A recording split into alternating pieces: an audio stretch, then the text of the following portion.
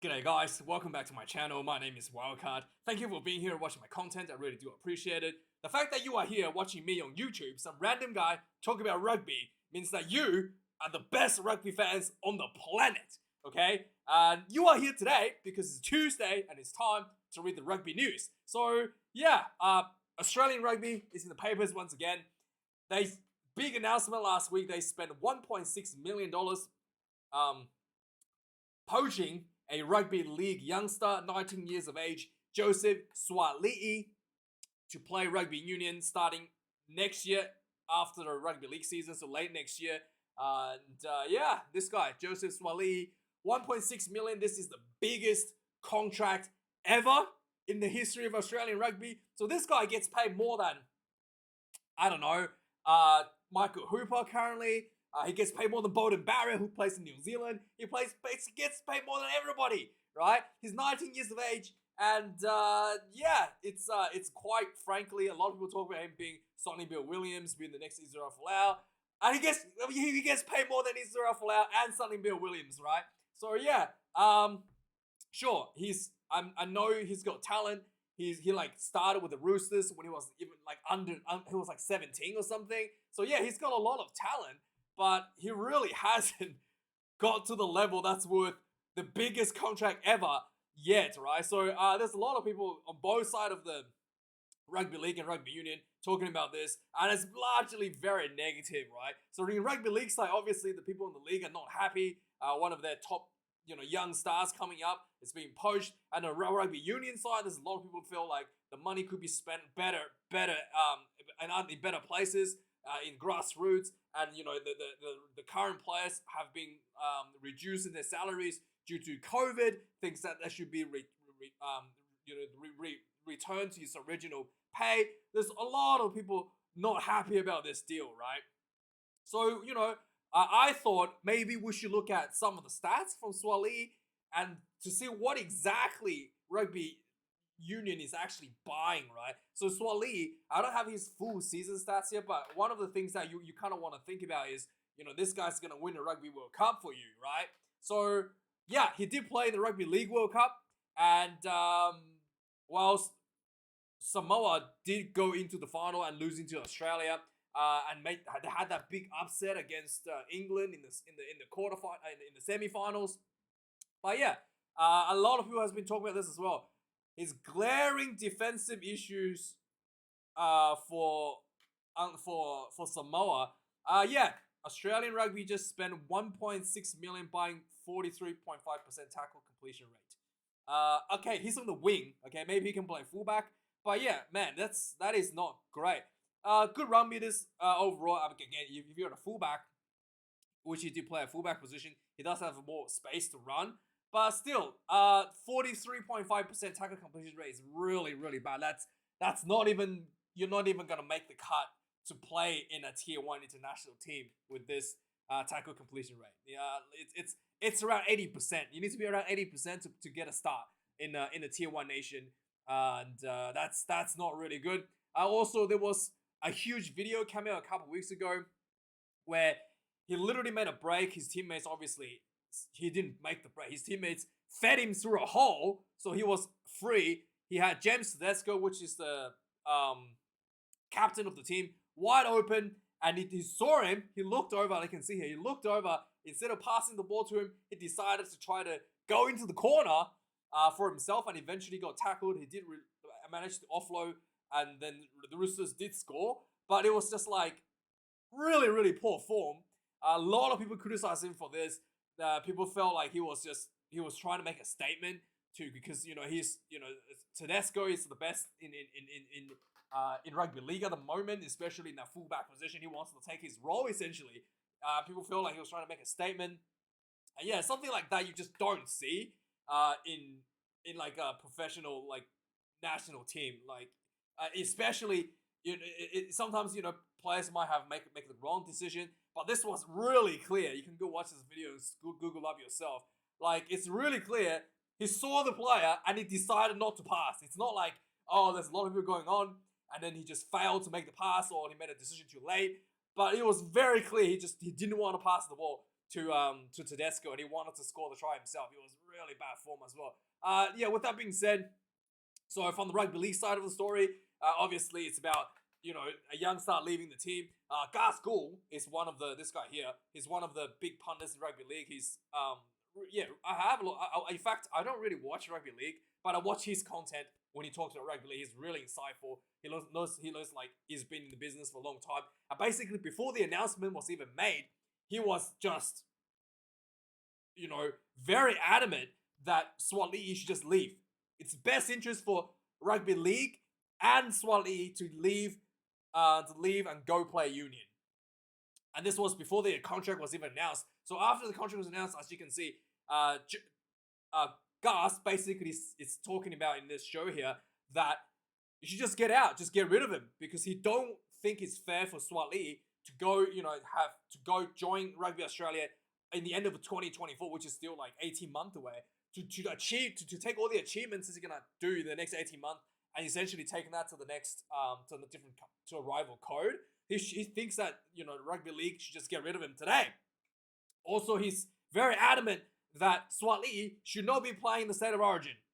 He hasn't even debuted yet, by the way. He has never played State of Origin. So yeah, again, it's not looking good for both sides of the story. So a lot of people felt like this was, again, Stephen Donald. This was from the Kiwi side. I think it's a sugar rush. Stephen Donald has pointed out really clearly that, if they had spent $1.6 million buying a fly half, buying a 5'8", this could be potentially safe for Rugby Australia, because if you have someone like, Nathan Cleary, it could potentially, he's going to be a game changer, right?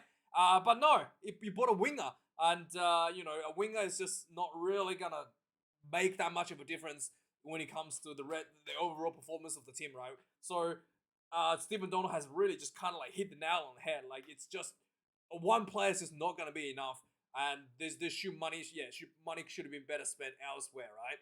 And then obviously from Suaali'i's teammate, Roosters teammate, just big slam. Brandon Smith was on the media, basically saying, "Hey, good on him. You got some more money. You're gonna buy us some food. That's what I'm really looking forward to, the free feed you're gonna be paying for us." But most importantly, he made a really brutal call. He basically said that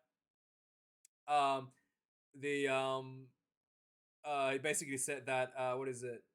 What did he say? Yeah, basically saying that having Suaali'i isn't going to help beat the All Blacks in the press conference. So it was a huge slam to Rugby Australia, and and he's basically saying, yeah, go make your money and come back soon and play with us in rugby league once again. So yeah. Not really good. And again, this Fox League, again, this show was quite good. You can go watch this yourself. These pundits were basically talking about, like, again, they just think that Suaali'i, one of these pundits, this guy here, kind of pointed out something that's really important, that the way the rugby is played nowadays, it's not the way it used to be, where it's a lot of running, attacking game. So Suaali'i coming in as a winger with a rugby league style, it's not even going to be like, he's not even get the ball that much as they would like 20 years ago, because the game has changed, right? This guy here, and then this guy basically talked about Rugby Australia. This is essentially a huge, like, this is essentially Rugby Australia was in fact, when Suaali'i finished, was like before he signed with the Roosters, went to Rugby Australia and asked for $100,000 a year to play rugby, and Rugby Australia, due to their failing management, told him they're not interested. Yeah, so they could have got him for $100,000 a year for 3 years when he was straight out of school, but they let him go because they're idiots. Essentially, this guy pointed out, and now they have to pay $1.6 million to get him back. It's quite good, this one. Go watch this one if you have some time. There's some other things to talk about. And obviously, the rugby shills have to come out and defend it. And I don't blame him. Like, Morgan Turanui, he's literally like a commentary at Rugby Australia. He's literally getting paid by Rugby Australia. So he has to obviously say some positive stuff about this thing. So yeah, he thinks that, there's a lot of negativity towards rugby in Australia at the moment. And he's like, that's not really fair, because, rugby fans, loves league, but the league fans don't like union. Yeah, you know why? Because you do stupid things like this, stealing people's players, and then you're gonna. I mean, why? Why? It's like you're you're making a lot of friends. Making these purchases from the rival codes, like constantly talking about poaching their players. Like, why do you think people hate you? Like, it's so. Anyway, again, he's been paid to say this sort of things. But I think the stupidest thing that came out of Morgan Tuinui's mouth is that he literally said, with regards to Brendan Smith, who said, it's not going to help you beat the All Blacks, right? He literally responded to this by saying that it's better to keep your mouth shut. When you open your mouth, everybody knows that you're an idiot. And then he went on to say, let's be frank, Jason Robertson wins the World Cup with England, league convert. Lottie Tukuri is outstanding, league convert. Wendell Sailor, Matt Rogers does well. Yeah, I know you're a commentary and I know you watch rugby, but everybody you named is 20 years ago. The game of rugby has changed over the last 20 years, right? Even the rugby league pundits knows the rugby has changed in the last 20 years. It's not a running attacking game like it used to be. Even the rugby league pundits know this, okay? And he hates watching Union. You can tell he hates Union, right? And yet, Morgan Tuinui don't seem to understand that don't seem to understand that it's not the same game. So, Morgan, all the success you talked about this from 20 years ago, why don't we look at some recent examples of rugby league converts to rugby union and how that has turned out for them, right? So yeah, let's Sam Burgess. He went to play England for a few years, I think. And then he came to play for Sydney Rabbitohs. Basically failed at rugby union, right? He had a short career there. Let's look at more recent ones. Suaali'i Vunivalu. This guy is a proven, okay, unlike unlike Suaali'i, Vunivalu is actually a proven talent and found huge success in rugby league in the NRL. He actually has won an NRL grand final. How many is it? Won a premiership with the Melbourne Rebels. How many was it? Yeah, won a premiership. Is it one or two? So he has won premierships. Maybe I think two. I'm not 100% sure, but he has won premierships, which is the pinnacle of rugby league, with the Melbourne Rebels, and he's joined rugby union now, and he can't even get a start with hardly gets a start with the Wallabies, and it's not because he's not talented. It's just that, like, the adaptation to the modern days of playing rugby is so complicated. He's just not really there yet. Like, there's a lot of intricacies in the game. When it comes to defense, when it comes to the kicking game, he's just not there yet. He just hasn't learned it yet. He hasn't had experience for it yet. As a result, he barely had how many games? One game for the Wallabies over the last 2 3 years or something now. 3 years now almost. After switching code. Let's look at another one, a New Zealand one. Sorry, let's not him yet. New Zealand one. Roger Tuivasa-Sheck had 1 or 2 test caps with the All Blacks. Again, struggling with rugby union when it comes to the defense, when it comes to the kicking game. And obviously, he's a huge name in rugby league. He hasn't, he has proven success and in rugby league, can't really crack in union, or hasn't yet, struggling to crack in union in the modern game. Even if you go back, they talk about how Suaali'i is very similar to Sonny Bill Williams. And let's face it, Sonny Bill Williams was good, but he was never really the level as Maya Nono. He's never really that good. He's always second to Maya Nono. There it is. And since Maya Nono retired, the All Blacks lost the World Cup. A draw with Lions Tour series. He had a red card in Lions Tour. I mean, he really didn't carry the team forward without it really wasn't as good as people making it out to be. To be really frank, and obviously, so Morgan Tuinui don't seem to understand that the game has changed. All the people that he's named is from 20 years ago, when rugby is a simpler game than what it is today. And then he has this thing to say, right? He has the balls to say that this is a trickle-down economy. You spend the money at the top, and then the earnings will trickle down to grassroots. He literally said that. There has to be investment in high-profile program to make sure there's funding to grassroots. He literally said this trickle down into grassroots, right? Like, unbelievable. Yeah, I mean, sorry. He's getting paid to say those sort of garbage, but I just... Anyway, ex-captain, or even the former Wallabies, Sir Morlock, not convinced. Thinks that, you know, the current situation with the player pay, they should have spent the money and kept 19 to 20 players on the payroll, bolstering Super Rugby, right? Making the product a little bit better. Not buying one player, buying a winger is really not the way to go. So yeah, Stephen Morlock not happy either, even former player. In fact, Stephen Morlock, one of the greatest ever in the history of Wallabies. So yeah, with that being said, Super Rugby, like I just mentioned, really I felt Super Rugby this year really not as good as last year. In fact, not really as good as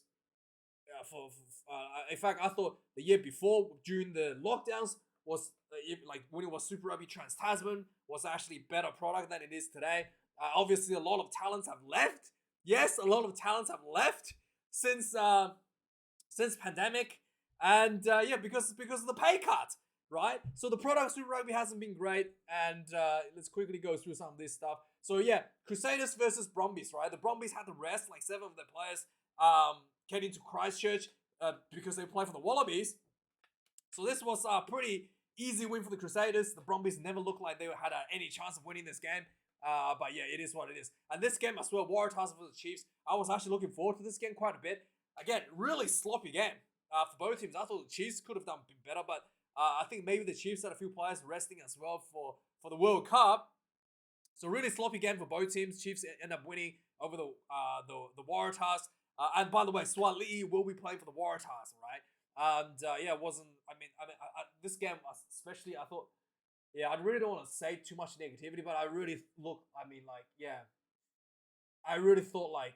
Anyway, I'm not gonna say. I don't want to say anything negative about that. Anyway, let's move on. Fijian Endura and Highlanders. Yeah, this was the best performance for the Highlanders. Really come out and really clicked. Finally, I thought the Duros had a better chance of beating the Highlanders, but being away in New Zealand. Yeah, Highlanders really look much more clinical this week than they were in the last couple of weeks. And this one, I honestly, I don't even know what to say. Moana Pacifica's 0 and 59 to the Hurricanes. I mean, surely $1.6 million could have gone somewhere better to make sure that this doesn't happen, right? This was the only game. The next one, Rebels versus Reds. This was the only game that was kind of good. Two teams went back and forward, and the Rebels was able to actually, shake the Chokers name that have been bestowed upon them for the last couple of years now, and actually, held off the Reds and all the way to the end and winning the game 40 points to 34. And final game of the week, the Blues versus the Western Force. Again, I think the Blues had a bunch of players resting as well, and Western Force just really didn't look like they had a chance of beating the Blues. They had a nice little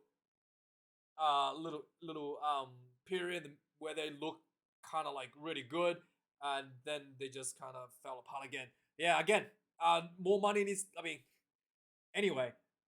Next up, so let's go overseas a little bit now. So England Rugby is facing a lot of retirements coming to this Rugby World Cup.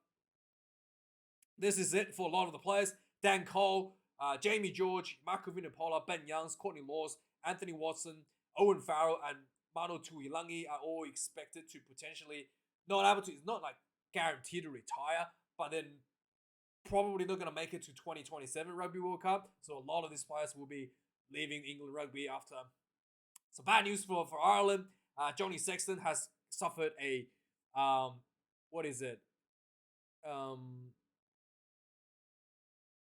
Johnny Sexton suffered a groin injury. Yeah, groin injury in that England Test match, so he will be out for the rest of the season. Hopefully, it's going to be okay for the Rugby World Cup. Everybody's holding a deep breath for Ireland.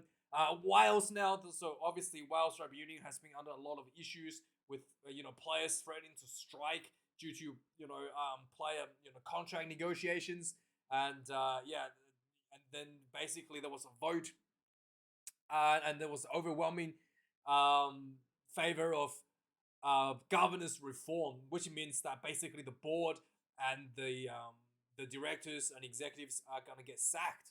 Yeah, gonna be all replaced in the Wales Rugby unit. Something that they probably should do at Rugby Australia, but we'll see. Owen Farrell limped off the field on the weekend. Again, a huge name. He rolled his foot, an injury that he kind of had going into against Ireland in the Six Nations. So it's like a repeat. So what happens when you roll your ankle? It becomes more susceptible to rolling it again. So he could potentially have a very bad injury. So no one really. Yeah, hopefully it's gonna be okay and not out for too long. So Sir Steve Hansen, the great New Zealand coach, the guy who handed the keys to Sir Fozzie, and came out and basically said some interesting comments about the red cards. He do think that the 20-minute red cards is like a better way to go than the current state. Obviously the Freddie Stewart incident. I think it was what is it? The Freddie Stewart incident was basically what was it? Was rescinded after the game, so it was deemed that it wasn't a red card worthy. So, but he kind of after the fact now, it's really kind of ruined the game. When he actually it's kind of like too late now. The game is over to change that red card. But the Steve Hansen kind of made a really interesting point. Like rugby spends a lot of money to try to tell players to tackle better, tackle lower, avoid the red card, make better decisions. But then there's then why do you put so much effort into that when you could just put a 20-minute red card in and avoid all these issues to begin with, right? Like it's just like he thinks that there's way too much onerous on the red card and they need to kind of change their thinking a little bit at World Rugby. So next up, Stuart Hogg has announced his retirement at the age of 30. Oh, so young. He's going to be retiring at the end of the Rugby World Cup. He could literally play another 7 years, mate. Another 7 years. So he's going to be retiring at the end of the World Cup. So yeah, very young and in the middle of his prime, actually. So yeah, for when it comes to Eddie Jones has once again confirmed a couple more coaches going into filling out his coaching role. So Neil Hatley will be joining the Wallabies as a scrum coach, and also a Pierre Henry Bronken will be joining the Wallabies as a as a staff. Anyway, so yeah, he's recruited another staff from the top 14 club in France. For the Springboks now, the good news is that Vincent Koch will be heading back home to play for the Sharks next to Eben Esbeth. Apparently, he had a chat with Eben, and he'll be heading back home.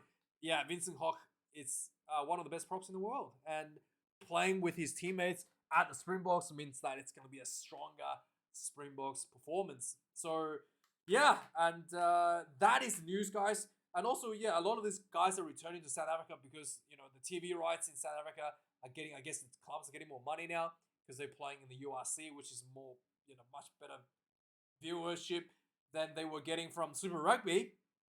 So they have a bit of cash to spend, and yeah, Vincent Koch returns home to South Africa. So that's the news for this week, guys. Let me know your thoughts about Joeseph Suaali'i, and like, comment, subscribe. I do appreciate it. I'll see you guys later this week. Cheers.